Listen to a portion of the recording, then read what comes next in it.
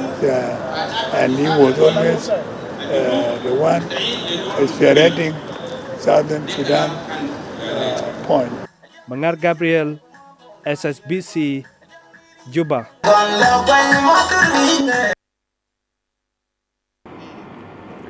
Vice President for Gender and Youth Cluster Rebecca Nyandeng Mabur has stressed government's commitment to empowering women in the country. Nyandeng was addressing the Women Political Leadership Forum in Juba on Tuesday. The forum addresses challenges facing women. SPLM Second Deputy Chairperson Mary Apai Ayiga urges women to proactively engage in finding practical solutions to their problems. Anita Kiki, UN Humanitarian Coordinator, also addressed at the forum. And by the way, this is what is good about the women. When it comes about political talk or dialogue, women come together.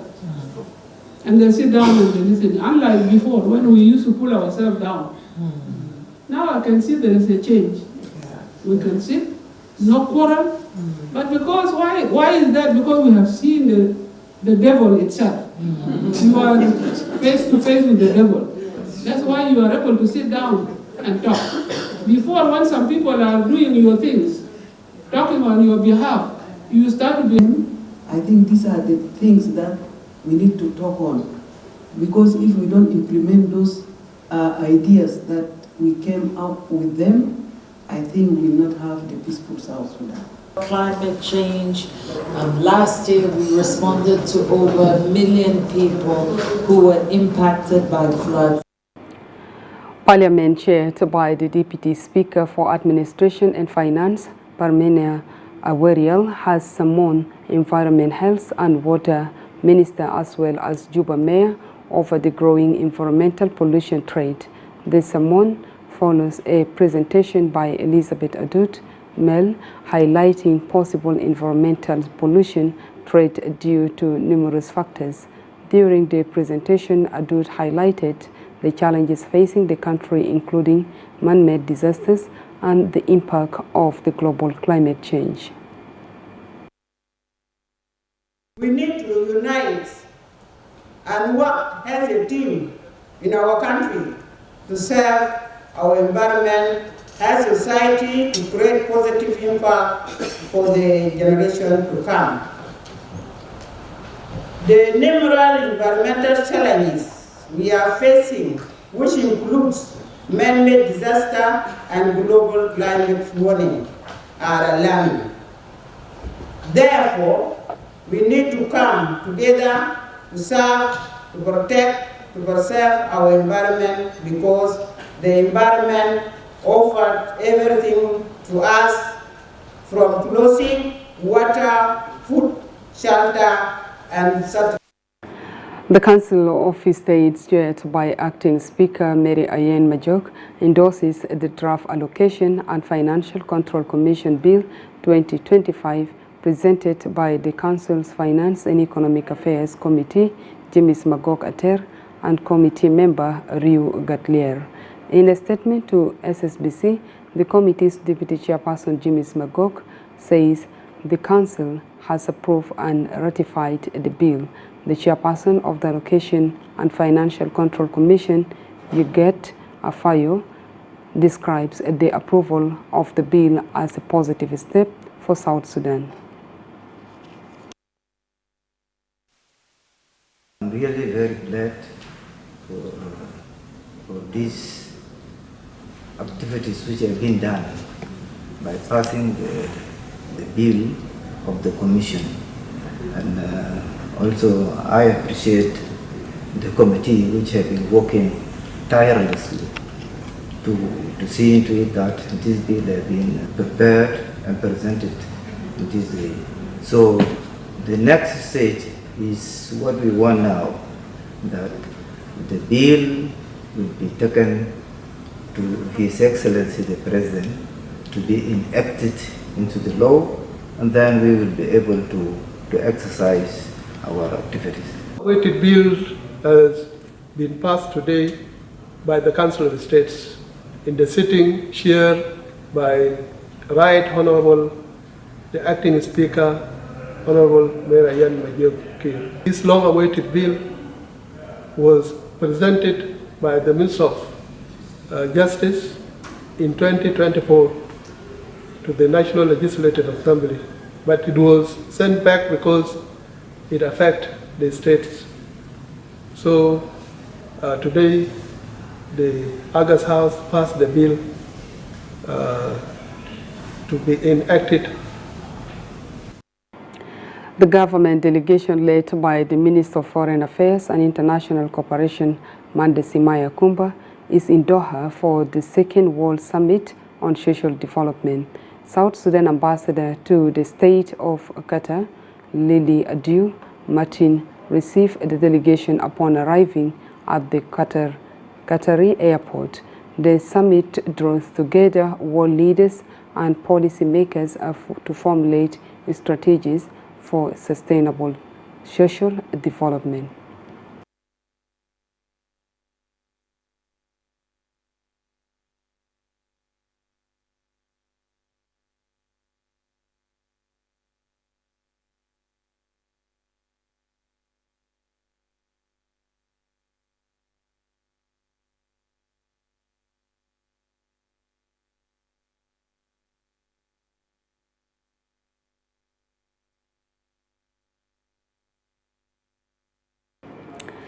Information Minister Michael Makwe-Lueth says the government is committed to supporting collaborative efforts being shaped by the East Africa Communication Organization to fast-track digital integration in the region. He made the remarks in a meeting with the ECO delegation headed by the chairperson Giet Ekon Mathiang, who doubles as the Director General of the National Communication Authority.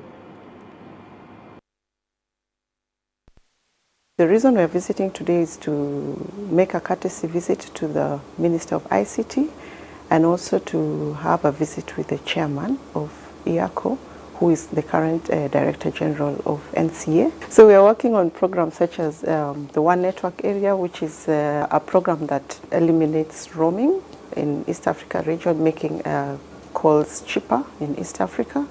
We are also working on ICT data statistics to ensure that we have statistics for East Africa region in collaboration with the national regulators in the region. We are working on spectrum harmonization and preparation for the World Radio Conference of 2027. Cross-border frequency coordination, that is normally there are issues around the borders, issues like forced roaming, issues like FM. Justice and Trade Ministers have engaged in an extensive discussion on promoting legal and trade cooperation as the African Continental Free Trade Area moves towards ratification. Dr. Joseph Gengakech and Atong Kolmanyang jointly emphasized on the Common Market Protocol, Customs Union, and Monitoring Framework, all of which are in the process of being domesticated into South Sudanese law. Both ministers ratified their commitment to advancing South Sudan's integration into regional and continental economic frameworks.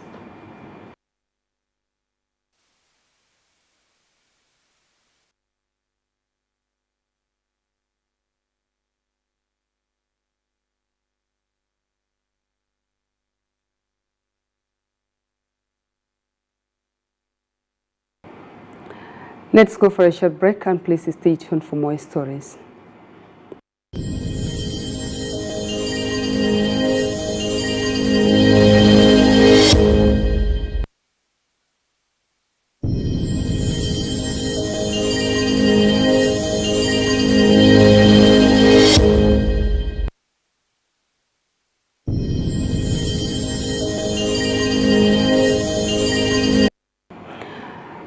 Welcome back from that short break. As part of stabilizing the country's economy, traders are being encouraged to bank to their money for price stability.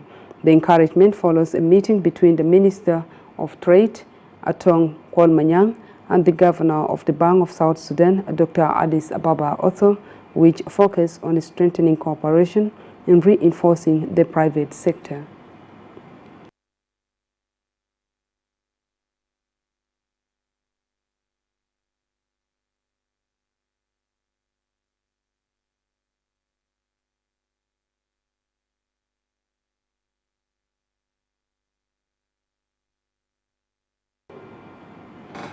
And the South Sudan Revenue Authority engages numerous stakeholders in discussion aimed at clarifying tax obligations for donor-funded projects. SSBC, Emmanuel Patrick Loku has more. Undersecretary for Planning at the Ministry of Finance and Planning, Benjamin Ayali, says individuals and organizations managing donor-funded projects are not exempted from paying taxes to the government. Ayali made the remarks during the opening of a one-day workshop on withholding tax held at the South Sudan Revenue Authority headquarters in Juba on Tuesday. He clarified that while equipments, items and vehicles used in donor-funded projects may be exempted under specific financing agreements, those managing and implementing the projects must still meet their tax obligations as required by the law. For the donor-funded projects, the persons that are managing the projects are not exempted. But the equipments, the items, for example, vehicles that will be utilized for the operations of those projects are exempted. And it is within the financing agreements that we normally sign with donors. Meanwhile, the Commissioner General of SSRA, Simon Akweideng, said the authority under the guidance of the Ministry of Finance is modernizing South Sudan's tax administration through digital transformation and regional harmonization. He revealed that in the coming months, the SSRA will begin consultations to introduce the value-added tax, which is one of the major revenue sources in the region. The current sales tax that we are implementing for 2024-2025 reports is actually 1.7%. So if you compare it with the regions of VAT 30% minimum, and our current records show that it's only 1.7% of the total tax that we collected in the budget year 2024-2025. That calls for South Sudan to actually enroll on VAT, the consumption tax. The Commissioner General also directed the Commissioner of Domestic Tax Revenue Division to waive penalties arising from audits of contractors, subcontractors, and suppliers under donor-funded projects passed to November 4th, 2025. The law requires that once you don't pay on time, it attracts penalties. But because our failure also to engage you and our failure to inform you, to sensitize you on time, from the 4th of November 2025, going backward, there will be no penalties. I'll ask you, whatever you have accumulated withholding tax, accumulated tax that you are keeping, please remit it to the government account, and minus the penalties that you're supposed to attract. Earlier this year, the SSRA formed a special tax team to follow up on how development partners can meet their tax obligations. Reporting for SSBC, I'm Emmanuel Patrick, Juba. The ruling SPLM making efforts to intensify its grassroots mobilization, especially across Upper Nile State, as election period looms. This follows a meeting between the SPLM Secretary General, Professor Paul Lugali Jumi, and the Upper Nile State SPLM Chairperson, Governor Jacob Dolarot, who reiterated his dedication to peace promotion for social and political tranquility. We have discussed a number of issues regarding how we can strengthen the party within the state. And in the term of mobilization of the comrade, because by next year people are going for election, 2026, and we want to make sure that we have to mobilize our comrade so that they have to support and are up here in the diaspora. And also you talk of the training, so as soon as I go to state, we will be conducting the training for the comrade so that they have to be well trained of how they should also align with the principle of the SPLM within the state. So I also assure you, the chair of the SPLM, we will be able to mobilize the comrade and we will also advocate for peace. My priority to make sure that education authorities in Lakes State have collaborated with Windle Trust International to execute cash transfer payment to 10,000 girls and learners living with disabilities in primary and secondary schools at Rumbek Girls Primary School. State Education Minister Nelson Makwe Makur questioned the implementers against any action that could undermine transparency and accountability, saying the fund must reach the rightful beneficiaries. Windle Trust International team leader Victoria Ayen confirmed that 10,000 girls, including students living with disabilities, will receive cash money transfer. On behalf of Governor of Lagos State, His Excellency Gerald Rintoy Mabur, I would like to welcome the team of Windle Trust in this school and the bank, which is cooperative bank, who came here to pay the girl money to support our education, to support girl education in our states. So thank you very much. To our learners, especially girls who are going to benefit in this program. So get the money and buy yourself whatever necessary you want to continue with your studies. We will not give you the money and you go and give it to your mother. We will not give you the money and go and give it to your boyfriend. No. The total number of learners that are going to benefit this year in the whole of Lake State is 10,000 girls, including learners with a disability. We have not specified exactly how many learners with a disability, but some of them are boys, some of them are girls. We will identify them as we go. In 261 schools, both secondary, primary, and ALP, that are going to benefit for cash transfer this year. Girls, I hope when you receive your money, you make good use of it, please. Ask Foundation, a team led by Executive Director Deng Arop Maiwin, concluded its mission to 4 counties of Lakes State as part of the Foundation's ongoing assessment program ahead of developmental projects implementation in December this year. This visit aimed to identify community needs and strengthen partnerships that promote sustainable and meaningful development across the state.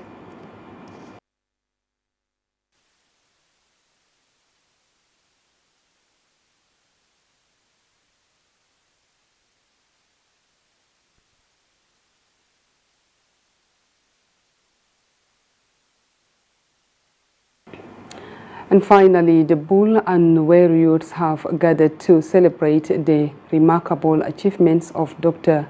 Mutbol Kir, a visionary young leader who devoted his time to transforming lives through education and health development. Mayan Riam has a report.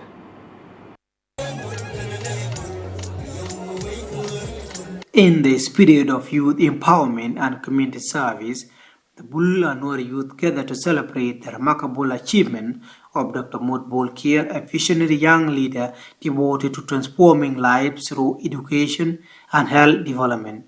Dr. Mutbol hails from Mayom County, is widely recognized as the first son of Mayom to establish Health Science Institute in county headquarters, an initiative aimed at bringing a medical education closer to young people and reducing the cost and challenge of traveling to Juba for health studies. Currently serving as the Health Safety and Environment Manager at Chipok Oil Company, based in Unity Oil Field, his contributions were celebrated by a large turnout of youth community members who praised his leadership and his passion for giving back to his people. In his remark, Dr. Mood expressed heartfelt gratitude to community for the overwhelming show of support and solidarity, reaffirming his dedication to empowering young South Sudanese and advancing access to education and health service. You need to make yourself a potential human being, a potential youth, so that people will see the potentiality, the capability, and the capacity in you. The Dean School of Public Health at the University of Juba, Dr. Nyifio Tong, the chairman of Bull Youth Union, Tun Yang, both commended Dr. Mood for his outstanding example of service and encouraged him to continue fostering teamwork and community development. Our young people feel deeply proud because Mood not only represents the future, but he is the present. So please, I call upon all of you to support young Mood in his endeavors. This is just the beginning. We are celebrating his true kind of human nature. Dr. Mood worked very hard. We use all his skill and all whatever it takes to bring people together. The colorful celebration also reflected appreciation to the national leadership under President Salva Kiir Mayardit for providing opportunities to young South Sudanese leaders. Community members described Dr. Mood, his journey as an inspiring model of what determination, education, and patriotism. Maya Yamyok, SSPC News, Juba. And that story brings us to the end of our news for this afternoon. Please stay tuned for the rest of our ongoing programs. On behalf of my team, I'm Susan Emiliano. Thank you so much for joining us.